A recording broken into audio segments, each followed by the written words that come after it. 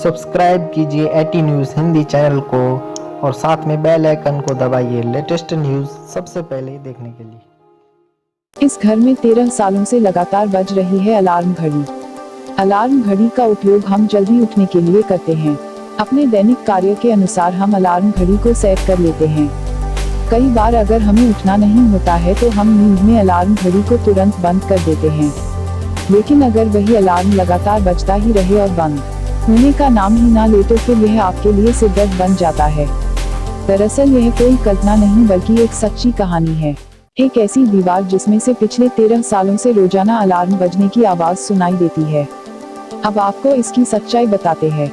दरअसल एक अमेरिकी परिवार पिछले 13 साल से हर 10 मिनट बाद एक अलार्म की आवाज से परेशान है। खास बात यह है कि यह अलार्म घड़ी बंद भी नहीं की जा सकती है, क्योंकि यह अलार्म घड़ी दीवार के अंदर स्थित है। चौंकिए मत, हम आपको बता दें कि यह घड़ी गलती से दीवार के पीछे गिर गई थी। हुआ यूं कि घर के मुखिया जेरी ने लिविंग रूम की दीवार पर टीवी के तार को लगाने के लिए छेद करने चाह रहे थे। इसके अलावा उन्होंने तार को मजबूती से बांध दिया, लेकिन हवा का दबाव ज्यादा होने से उन्होंने काम बीच में ही रोक दिया।